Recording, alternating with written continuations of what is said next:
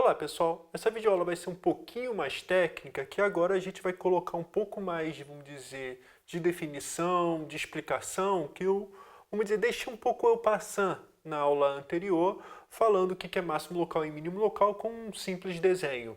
O que eu vou fazer nessa aula é agora definir com precisão o que significa máximo local, mínimo local, suas interpretações geométricas e de fato provar, porque eu acho que vale a pena provar, que todo ponto que é extremamente local é ponto crítico da função. Então vamos começar a aula e explicar cada uma dessas etapas. Então a hipótese que a gente vai trabalhar na aula é que f é uma função de duas variáveis de classe 1 definida num conjunto aberto. E a gente vai fixar um ponto P igual a x0, y0 pertencente a U. Então, eu já estou colocando o ponto P para, aos poucos, dar um sentido mais de simplificar a notação. Mas isso fica muito melhor quando a gente trabalha em R3, R4. Mas enfim. Então a definição, isso que eu só vou... Primeiro eu vou explicar e depois eu vou explicar o desenho.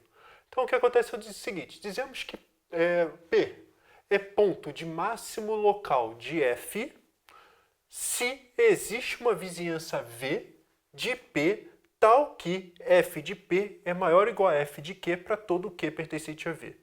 Ou, se preferir, analogamente, vamos expandir o Q e o P, f de x0, y0 é maior ou igual a f de xy para todo xy pertencente a V.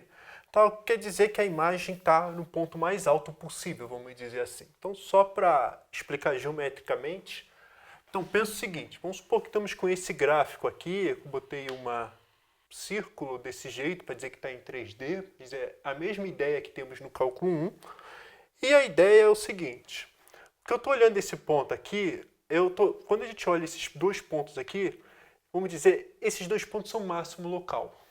O que eu quero dizer é que, ou seja, o gráfico está o mais alto possível, mas localmente. Apesar disso aqui não ser o mais alto, globalmente, mas o que a gente está pensando é, a gente está fazendo só um zoom, é como se a gente estivesse só olhando essa caixinha aqui dentro. E nessa caixa, poxa, isso aqui é um ponto de pico, é um pedaço de uma montanha. Ótimo, então esse ponto me interessa, pelo menos para estudar, ou pelo menos para, vamos dizer, quais contas que eu faço nessa e essa tem em comum para localizar pelo menos esses pontos. Então o que acontece é o seguinte, então tá aqui o nosso ponto, esse aqui é o nosso ponto P, tá? E esse ponto P, vamos dizer, eu estou tomando uma licença, vamos dizer, didática de desenhar esse domínio um pouquinho parecido com essa, porque se a gente pensar tem que rodar, se a gente fizer o desenho certo daqui para cá. Mas se quiser pensar aqui como Y e aqui como X. Tá? Mas é só para fazer o paralelo e a gente não se confundir tanto. Então aqui está o nosso ponto P, que é o nosso ponto x0 e y0. O que acontece é que, vamos dizer, olhando para toda a função, isso aqui não é máximo local nem sonhando, olhando pelo domínio todo dessa função. Assim, quando não é máximo, melhor dizendo. Não é máximo nem olhando esse domínio. O que eu estou falando na definição é que, o que eu vou fazer? Ao invés de olhar o ponto P, eu olho agora uma pequena vizinhança do ponto P. Exatamente uma pequena vizinhança.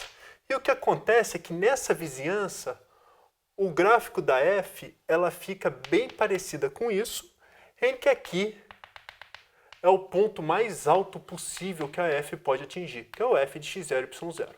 Então o que está acontecendo é o seguinte, para todo Q aqui dentro, nesse círculo, o que está acontecendo é que o meu F de Q está abaixo de F de x0 e y0. Então é isso que está tudo aqui, é isso que está escrito, ou seja, isso aqui é menor ou igual.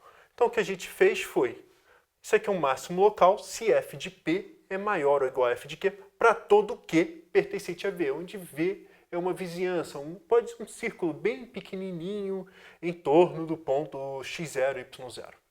Tá? Analogamente, a gente pode trocar por mínimo local,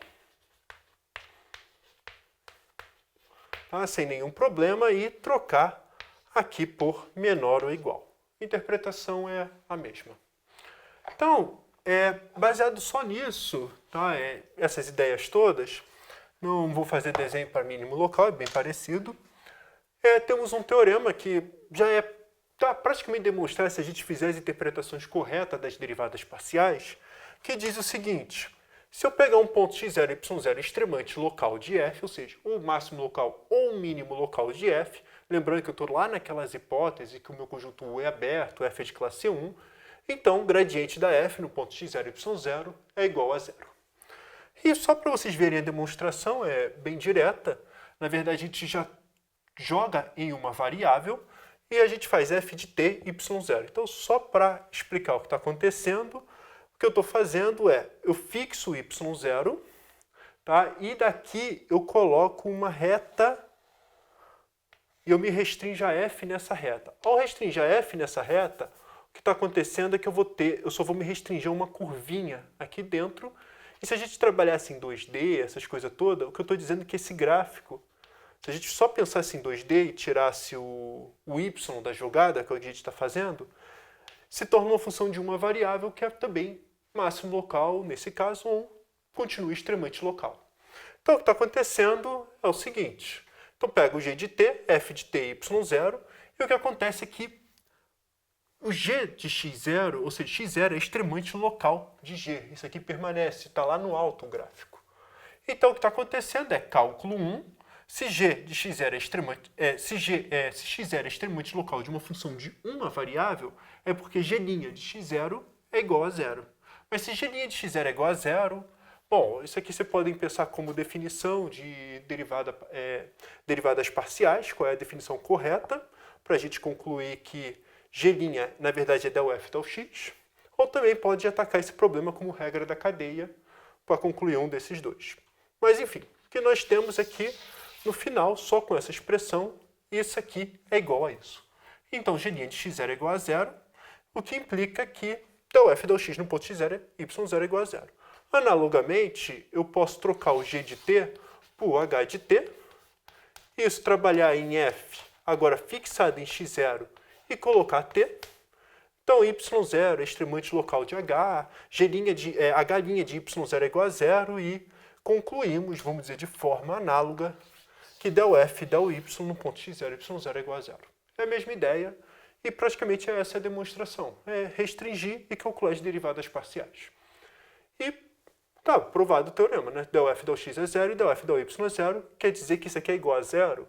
Só para deixar claro, é como vetor, tá? Ou seja, aqui tem duas... Isso aqui é 2 zero zeros, vamos dizer assim. Caso tenha problema com isso. Mas essa é a demonstração e é isso que eu queria falar nessa videoaula.